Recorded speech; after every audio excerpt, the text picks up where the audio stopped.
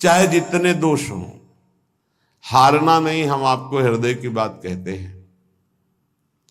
ऐसा कोई ना समझे कि 4 दिन की साधना से दोष सब नष्ट हो जाते हैं और वो महात्मा हो जाता है। भ्रम में मत रहना। जिसके तुम हो उसी की माया बहुत ऊंचाई तक इसका प्रवेश है। जहां गर्व करोगे वहीं तुम्हें माया अपना प्रभाव दिखा देगी। यहां से जो निकल पाया है वो बहुत दैन्य होके निकल पाया है। दैन्य के लिए माया मां हो जाती है। थोड़ा भी अहम वो माया के द्वारा जरूर बाधित होगा, बाधा उसके जीवन में पहुंच जाएगी। अहम बहुत कड़ुआ है। इसी से सब जीवित हैं, इसी अहम से।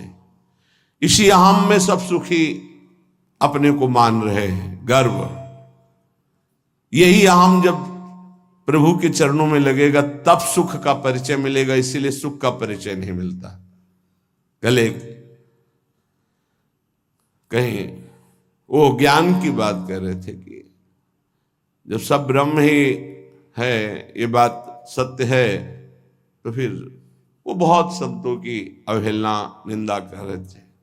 सब संतों, तभी लग रहा था कि इसकी दुर्गति पक्की है। ये कौन से ज्ञान के भ्रम में भटक रहा है।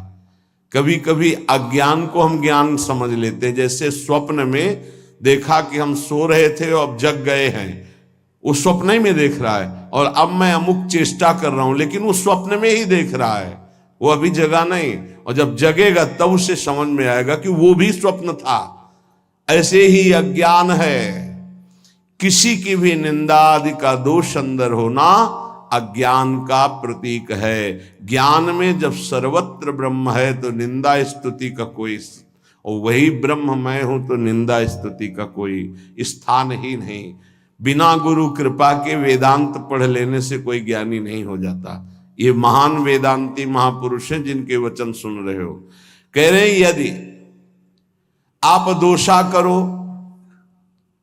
वो तो हम कह रहे हैं मैं महापुरुष अपने को लेके बात करते हैं, तो भी आप चिंता मत करना।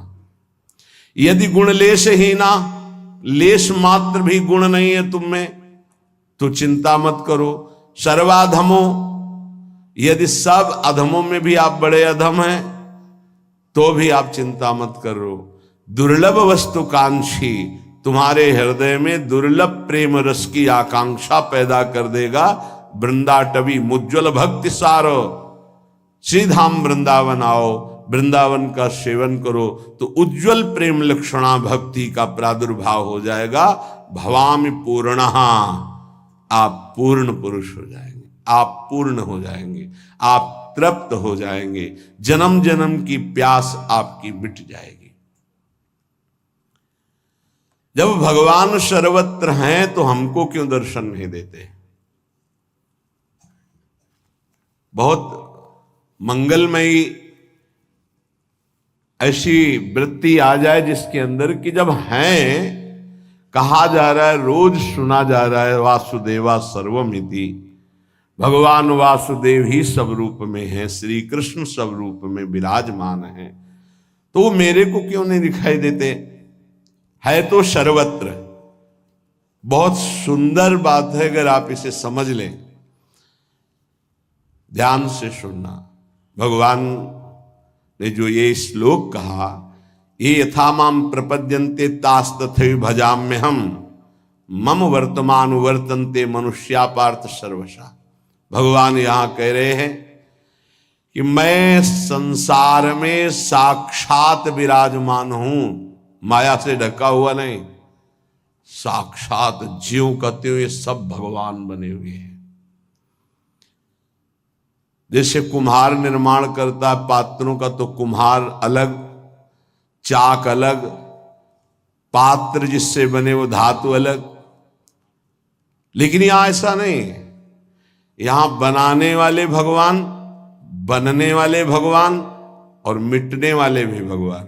वो अपने आप से अपने आप में लीन हो जाते हैं, अपने आप से अपने आप का विस्तार कर देते हैं। तो मुझे क्यों नहीं दिखाई दे रहे। जब साक्षात भगवान है, बहुत सुंदर है, अगर समझ जाओगे तो अभी आनंद आ जाएगा, मुझे क्यों नहीं दिखाई दे रहे? तो कह रहे भगवान के रूप में तुम देखना कहां चाहते हो? अपने को शरीर मान करके अपने लिए जो जो चाहिए वो देख रहे, तो भगवान उसी रूप में आपके पास है। आपने भगवान को भगवान के रूप में कब देखना चाहा? ये प्रश्न अपने अंदर, फिर उत्तर तुम्हें मिल जाएगा, इसीलिए नहीं दिखाई देते। सर्वत्र भगवान है तो मुझे क्यों नहीं दिखाई दे रहे? बोले सब कुछ स्वयं भगवान बने हैं, पर हमने अपने को स्त्री मानकर, पुरुष मानकर, शरीर मानकर अपने लिए जो प्रिय है, भोग प्रिय है, वस्तु प्रिय है, पद प्रिय है, सामान जो जो, तो मेरे भगवान वही वही आपके सामने रूप रख के आ रहे हैं और आप देख रहे हैं। मुझे घड़ी की आवश्यकता है, तो ये घड़ी साक्षात श्री कृष्ण है, न ये पहले थी न बाद में रहेगी, वर्तमान में वही है जो पहले थे और बाद में रहेंगे, बीच में भी वही है, पक्का। उनकी दर्शन वृत्ति तुम्हारे अंदर नहीं है, तुम्हारे अंदर है वस्तु, व्यक्ति, स्थान के रूप की, सानिध्य की। तो तुम्हारे पास जो जो वस्तु, व्यक्ति, स्थान हो, स्वयं श्री कृष्ण बने हुए हैं, पर तुमने कभी श्री कृष्ण नहीं माना। तुमने पत्नी माना, पति माना, पुत्र माना, वस्तु माना, पदार्थ माना, घर माना, दृश्य माना, इसीलिए भगवान तुम्हारे नेत्रों में रहते हुए भी दिखाई नहीं दे रहे। हम भगवान के द्वारा विस्तृत किए हुए अपने स्वरूप को, भगवान ने अपने स्वरूप को, हम उसे नहीं देखना चाहते, हम अपनी चाह वाली वस्तु चाहते हैं। जो चाह करोगे हरि उसी रूप में आपको। जैसे आप जब किसी महापुरुष का प्रभाव सुनते हैं तो लगता है ऐसा कैसे हो सकता है, तो आपको बताएं, ये सब कुछ भगवान बने हुए। जे भी तन्मय होकर वो सोचता है, जितनी तन्मय, कि अब इसकी जगह ये होना चाहिए, तो भगवान ये था, माम प्रपद्यन्ते तास्ततयो भजाम्यहम्। भगवान उसी समय उसी रूप का त्याग करके वो रूप धारण कर लेते जो वो संकल्प किया। अब आपको दिखाई दे रहा है अभी तो माइक रखा था और अभी यहां अमुक वस्तु आ गई, ये तो बड़ा चमत्कार। ये चमत्कार नहीं है, ये तन्मयता है। आप में कौन सी सिद्धि है, लेकिन आप जो चाह रहे हैं भगवान वही रूप रख रहे हैं। बहुत सुंदर बात है, ये शायद आप समझ पाए। जैसे बालक खिलौना चाहता है तो माता पिता यद्यपि उसे गोद में बैठालना चाहते हैं, पर हटकर उसे खिलौना दे देते हैं। ऐसे ही परम दयालु भगवान यद्यपि अपने को प्रदान करने के लिए तुम्हें मानव जन्म दिया, पर तुम्हें खिलौना चाहिए, विविध प्रकार के खेल खेलने के लिए, तो उन्हीं खिलौनों के रूप में श्री भगवान आ जाते हैं। आज तुम जिनसे जो बर्ताव कर रहे हो सीधे भगवान से कर रहे हो, किसी और से नहीं कर रहे। अगर हमारे अंदर चाह मिट जाए तो भगवान कभी भी भोग और वस्तु के रूप में तुम्हारे सामने नहीं, बनावटी रूप नहीं धारण करेंगे, सच्चिदानंद रूप से प्रकाशित हो जाएंगे। गोस्वामी जी ने इसी बात को दोहे में कहा, जाहि न चाहिए कबहु कछु, तुम सन सहज स्नेह, बसहु निरंतर तासु उर, शोरावुर निज गेह। जिसे कभी कुछ नहीं चाहिए उसके हृदय में निरंतर भगवान का वास होता है, गुप्त रूप से नहीं, प्रकट रूप से। तो जिधर देखता है उसे जड़ चेतन जग जीव जत सकल राम मैं जानी। भगवान बड़े कृपालु हैं। जो भगवान पर श्रद्धा रखते हैं वो तो कृपा का अनुभव करते हैं, पर जो भगवान की निंदा करते हैं भगवान उन पर वैसे ही कृपा करते हैं जैसे श्रद्धा रखने वाले पर कृपा करते हैं। जीव का दुर्भाग्य है कि वो भगवान के आकर्षण से रहित होकर के भोगों के आकर्षण में है। तो भगवान भोग रूप बन करके हैं, क्योंकि जब वासुदेवा सर्वम सिद्धांत है, वैसे परम सत्य सिद्धांत वासना वासुदेवस्य वासितम भुवनत्रयम् सर्वभूत निवासोस्मि वासुदेव नमोस्तुते। जीव का दुर्भाग्य है कि वो इच्छा कर रहा है, अगर इच्छा भोगों की त्याग दे तो अभी सब भगवान ही भगवान बने हुए ये अनुभव में आ जाए, सच्ची बात, और वो जीवन मुक्त हो जाए। भगवान में आकर्षण भगवत भाव से हो जाए तो यही भगवान बने हुए अनुभव में आ जाएगा। जब भगवान में आकर्षण भोग भाव से हो रहा है तो भगवान भोग रूप से आ रहे हैं, व्यक्ति रूप से आ रहे हैं, पदार्थ रूप से आ रहे हैं। राग द्वेष की वृत्ति तो भगवान में राग द्वेष की वृत्ति हम कर रहे हैं, ये भगवान ही है चराचर जगत। जब भक्त भगवान की तन्मयता में भूल जाता है सब कुछ, तो भगवान सब कुछ भूल करके वैसा ही प्यार उससे करते हैं। जैसे विदुरानी जी भगवान के आकर्षण में भूल गई, तो भगवान भी विदुरानी के प्रेम आकर्षण में भूल गए। विदुरानी जी छिलका खवा रहे हैं, भगवान छिलका पा रहे हैं। ये यथा माम प्रपद्यन्ते तास तथैव भजाम्य हम।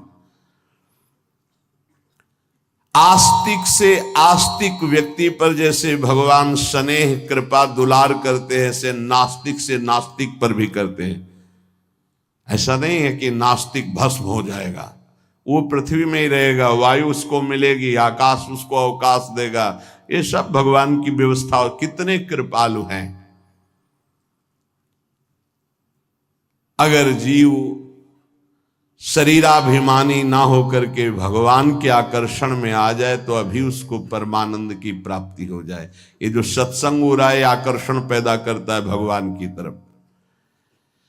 जब भगवान ने बताया मुझे जिस भाव से स्वीकार किया जाता है मैं उसी भाव से उसके अनुभव में आता हूं, ये था माम प्रपद्यन्ते तास तथैव भजाम्यहम्। ध्यान रखना, आज आप पुत्र भाव, पत्नी भाव, संसार भाव, तो भगवान ये अनुभव करा रहे हैं संसार भाव। और अभी ये भाव अंदर से निकल जाए, भजन और सत्संग के प्रभाव से भगवत भाव आ जाए, तो तुम पत्नी में देखोगे मुस्कुराते हुए श्री कृष्ण, तुम पुत्र में देखोगे मुस्कुराते हुए श्री कृष्ण। जैसे नामदेव जी ने कुत्ते में देखा भगवान विट्ठल, भूत में देखा भगवान विट्ठल। तो ये क्यों ऐसे करुणा में भगवान का लोग आश्रय क्यों नहीं ले पा रहे? जब भगवान इतने कृपालु हैं कि नास्तिक से नास्तिक पर भी कृपा करते हैं, तो लोग भगवान का भजन क्यों नहीं करते? अनन्य क्यों नहीं हो जाते भगवान श्री कृष्ण के? निरंतर भगवान श्री कृष्ण की आराधना क्यों नहीं करते? क्यों भटक रहे हैं? जब इतने कृपालु भगवान है तो सब कोई क्यों नहीं भजन करता? तो भगवान उत्तर दे रहे स्वयं, कांक्षन्तः कर्मणां सिद्धिं यजन्त इहि देवताः क्षिप्रं हि मानुषे लोके सिद्धिर्भवति कर्मजः। ये चाह भटका रही है, ध्यान रखना। कांक्षन्ता, कामना, चाह। बस ध्यान दीजिए, परमार्थ भगवत स्वरूप, ब्रह्म स्वरूप माया। ब्रह्म स्वरूप माया के मार्ग में चल रहे हैं, इसकी पहचान चाह। एक शब्द में, अभी आप माया के मार्ग में हैं, पहचान चाह। किसकी? भोगों की, शरीर सुख की, नाना प्रकार के लौकिक चाह। तो आप माया पथ के पथिक हैं। कांक्षंता, आकांक्षा। परमार्थ का पथिक चाह, दोनों में चाह। चाह श्री भगवान के भजन की, चाह भगवान के दर्शन की, चाह संसार से मुक्त हो जाने की, चाह प्रिया प्रीतम की श्रीअंग सेवा की। दोनों में चाह है, ध्यान रखना।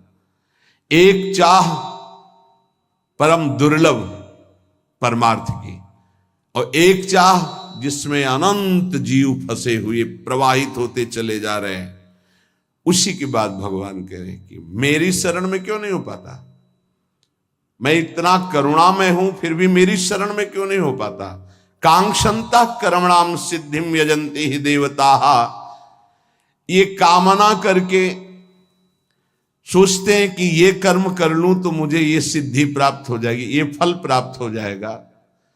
इसीलिए वो देवताओं की आराधना करते हैं, क्योंकि इस मनुष्य लोक में कर्मों से जल्दी फल मिल जाएगा, सिद्धि मिल जाएगी, ऐसा उनको भाव है। इसलिए मेरी शरण में नहीं होते। भाव कांक्षंता कर्मणाम सिद्धिम यजंती देवता, मनुष्य में करने की शक्ति है, ध्यान रखना, यही प्रभु का नहीं होने देती। बड़ा सूक्ष्म विषय है ये, अगर समझ पाओ। कुछ बातें होती जो एकदम हृदय पर शब्द नहीं मिलता, करने की शक्ति को होने में आ जाए, ये गुरुदेव कराते हैं। करने की शक्ति में हम संबंध बनाते चले जा रहे हैं, क्रियाएं करते चले जा रहे हैं, शुभ अशुभ क्रियाएं होती चली जा रही, फंसते चले जा रहे हैं, और होने की गुरुदेव की कृपा से होती तो समर्पित होते चले जा रहे हैं। ये जो करने की शक्ति है, इसमें नवीन कर्म हो रहे हैं, और मनुष्य के अंतःकरण में दृढ़ बात बैठ गई है कि मैं ये करूंगा तो ये फल मिल जाएगा, ये करूंगा तो ये फल मिल जाएगा। वो सांसारिक वस्तुओं की चाह रखता है, इसलिए कर्मों पर विश्वास रखता है, ये कर्म करूंगा तो ये फल मिल जाएगा। अगर कहीं भगवान की भी बात आती है प्राप्ति की, तो उसको भी यही बात आती है कि जैसे कर्मों से हर फल मिल जाता है, ऐसे कर्मों से भगवान भी मिल जाते हैं। नाशवान पदार्थ की कामना और नाशवान शरीर से किया हुआ कर्म, ये तो हो सकता है, लेकिन नाशवान शरीर से किया हुआ कर्म तुम्हें भगवत प्राप्ति करा दे, ये नहीं हो सकता है, क्योंकि वो आदि अंत वाला है, अनंत को कैसे प्राप्त करा लेगा। बहुत ध्यान देने की बात है। एक देशीय शरीर, परिवर्तनशील शरीर और सीमित कर्म अभी प्रारंभ हुआ, कुछ समय नष्ट हो जाता है। भगवान कर्मजन्य नहीं है कि हम कर्म करके भगवान को प्राप्त कर लेंगे। भगवान अपरिवर्तनशील, नित्य, परिपूर्ण, इसलिए भगवत प्राप्ति में कर्म करते करते जब हार जाता है और प्रभु का हो जाता है तो भगवत प्राप्ति हो जाती है। अब कितने जन्म व्यतीत हो गए, अभी तक हारे नहीं। अरे अब हाथ उठाकर कहो मैं हार गया गोविंद, अब स्वीकार कर लो। पर ये देहाभिमानी हारता नहीं, बस यही समस्या है। भगवान करे यजंती ही देवता, अपनी कामनाओं की पूर्ति के लिए वो देवताओं का यजन करते, मेरी शरण में नहीं आ पाते। भगवान सरलता से समझ लीजिए पिता के समान है, देवता दुकानदार है। जैसे दुकानदार के पास वस्तु लेने जाओ, जरा हमको ये मीठा देना, कितना कितना दे, बोले भूख लगी भरपेट पवा दो। हाँ तो कितना पाओगे, लगभग 1 किलो पाएंगे, तो 500 रुपया निकालो। नहीं रुपया तो नहीं, चल बाहर, ठीक है। पिता के पास गए, भूख लगी है, ये पवा दो, तो वहां ये नहीं पूछेगा कि पैसा निकालो, क्योंकि बेटा है। ऐसे इसीलिए हम कभी कभी विनोद में कहा कि बड़े ही बच्चे हो तुम, भगवान के पास जाके तो 11,000 का भोग लगा दे कि हमारा काम कर दो। अरे ऐसा कैसे तुम सोचते हो। भगवान के चरणों में महालक्ष्मी उनके श्री चरणों को सहलाते हुए हृदय से लगाते रहते हैं। उन प्रभु को तुम कुछ चंद रुपए दे करके, घूस देकर काम कराना चाहते हो। अरे अपने पिता, अपने स्वामी, यदि मांग ही आई है तो सीधे मांगो ना। जैसे बालक अपने पिता से हट करके मांगता है, उसको उचित लगेगा दे देता है, नहीं झिड़क देता है, नहीं देंगे। तुम्हारे गंदे विचार हैं, तुम्हें पैसा देंगे, गंदगी में खर्चा कर दोगे, नहीं देंगे। भगवान पिता है, देवता दुकानदार है। पिता से अधिकार पूर्वक मांगा जाता है और दुकान में पैसे दे के लिया जाता है। दुकानदार को जैसे पैसे दिया जाता है, ऐसे देवताओं से काम कराने के लिए आपको कर्म करना होगा, उसका सांगोपांग, तब वो देवता तुम्हारे कर्म के अनुसार वो फल प्रदान करेगा। पर भगवान को ऐसी जरूरत नहीं है। भगवान को केवल अपनापन मानने की जरूरत है, प्रभु मेरे, बस इतनी बात है। पर इसमें दूसरा कोई नहीं होना चाहिए, तो अभी आपको परम लाभ मिल जाए। इसीलिए गोस्वामी जी ने कहा, बिगड़ी जन्म अनेक की अब ही सुधरे, आज होई राम को मेरे प्रभु, मेरे तो गिरधर गोपाल, दूसरों न कोई। ये लानी है सिद्धि भगवत प्राप्ति के लिए। इसमें तुम्हारा कोई पसीना चुहाना काम में नहीं आएगा, वो तो हारने के काम में आएगा। लगे रहो, फिर जब हार जाना कि नाथ मैं हार गया, तब कहेंगे मेरा हो जा। बस यहीं से परमार्थ का दिव्य स्वरूप प्रकट होता है भक्ति मार्ग में। दूसरी बात, दुकानदार से कहो कि आप चाकू दे दीजिए, पैसा दीजिए, चाकू ले लीजिए। लेकिन पिता से कहिए चाकू दे दीजिए, तो कहेगा किस काम के लिए, क्या काम करना है, पहले बोलिए, आवश्यकता क्या है। अगर आप आवश्यकता सिद्ध नहीं कर पाए तो आपको नहीं देगा। लेकिन दुकानदार आवश्यकता नहीं पूछेगा, आपको चाकू दे देगा। आप अहित कर लो अपना, वो तुम जानो। ऐसे देवता हैं हमारे, भगवान ऐसे नहीं है। मांगोगे, अगर आवश्यकता सिद्ध होती है तो ठीक है। अगर उनको लगता है कि दुख भोग कर ये हमारी तरफ बढ़ेगा तो नहीं देंगे, भोग दुख और मेरी तरफ बढ़ और अपना परम कल्याण कर। लेकिन देवता ऐसा नहीं। अगर आपने सकाम अनुष्ठान किया है तो आपका हित हो, वही तो इससे मतलब नहीं, वो वस्तु आपको दे देंगे जैसे दुकानदार दे देता है।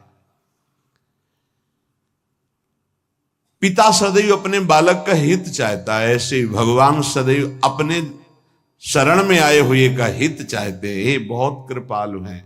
अगर उनसे मांगो भी तो उनके ऊपर छोड़ दो, जैसा आप चाहो वैसा करो प्रभु। क्षिप्रम ही मानुषे लोके सिद्धिर्भवति कर्मजा। ये जितनी भोग भूमियां हैं, जितने भोग के लोक हैं, जितनी भोग वस्तुएं हैं, मनुष्य चाहता है मैं कर्म करके इन्हीं भोगों को भोगूं। कृपा निधान भगवान ऐसा नहीं होने देते। तुम्हें मनुष्य शरीर मिला है मेरी प्राप्ति के लिए, जीवन मुक्त होने के लिए, तुम फिर फंसने वाली बात मांगते हो। इसीलिए भगवान जल्दी भोगों की, कामनाओं की बात नहीं सुनते। तो लोग क्या करते हैं, भगवान का आश्रय न लेकर देवताओं का आश्रय ले लेते, क्योंकि उनको इससे कोई मतलब नहीं कि तुम्हारा कल्याण होगा कि नहीं होगा। उसके अनुष्ठान करो और वो तुम्हें फल प्रदान कर देगा। कर्म संगिषु जायते, इन सबके दिमाग में बैठ गया कि ये करूंगा तो इससे ये फल प्राप्त होगा और उस फल को भोगूंगा, मैं सुखी हो जाऊंगा। ऐसा नहीं होता है। चाहे जितना आपको वैभव मिल जाए, चाहे जो पद मिल जाए, सुखी नहीं हो सकते। सुखी तभी होगे जब मन को सच्चिदानंद में लगा दोगे। इसके अलावा और कोई सुख का उपाय नहीं है। ये कई बार चर्चा में हो चुका है। मन विश्राम तभी पाएगा जब सच्चिदानंद प्रभु में जुड़ेगा। ये प्रकृति में कभी विश्राम प्राप्त ही नहीं कर सकता। तो ये जो लोग कर्मों के द्वारा प्राप्त होने वाले फल, देवताओं की आराधना के द्वारा प्राप्त होने वाले नाशवान फल हैं, ये इसी में आसक्त रहते हैं, भगवान की तरफ नहीं बढ़ते हैं। भगवान ने कहा कि यदि कर्म ही करना है तो अपनी जो धर्म सीमा के अंतर्गत है वो कर्म करो, मेरे को समर्पित कर दो, तो इससे भी तुम्हारा कल्याण हो जाएगा। चातुर्वर्णम मया सृष्टम गुणकर्म विभागशः तस्य कर्तारमपि माम विद्य कर्तारमव्ययम् न माम कर्माणि लिम्पन्ति न मे कर्म फले स्पृहा इति माम योभिजानाति कर्मभिर न सबध्यते। भगवान कह रहे हैं मेरे द्वारा ये चारों वर्ण की व्यवस्था की गई है। पूर्व जन्म के कर्मानुसार मैं इन चारों वर्णों में जन्म देता हूं। ये मेरे द्वारा की गई व्यवस्था है। कलयुग में नहीं चलेगी, कलिकाल इसे भंग कर देगा, क्षीण कर देगा। युग धर्म का प्रभाव होता है। चारों वर्णों की रचना मेरे द्वारा की गई है, पूर्व जन्म के तप, भजन, साधन, कर्म के अनुसार उसका जन्म वर्ण व्यवस्था में होता है। सृष्टि का रचनाकार आदिकर्ता मैं हूं, क्योंकि मेरे से ब्रह्मा और ब्रह्मा से मनुष्य रूपा आदि सब सृष्टि का विस्तार, तो आदिकर्ता मैं हूं। मैंने रचा है ये चार वर्ण। मुझ अविनाशी परमेश्वर को इन सब का प्रादुर्भाव करने वाला होने पर भी अकर्ता ही जान, कारण कि कर्म फल में मेरी कोई आसक्ति नहीं है। मुझे कभी कोई कर्म बांध नहीं सकता है। इस प्रकार जो तत्व से मुझे जान लेता है वो कर्मों में कभी नहीं बंधता है।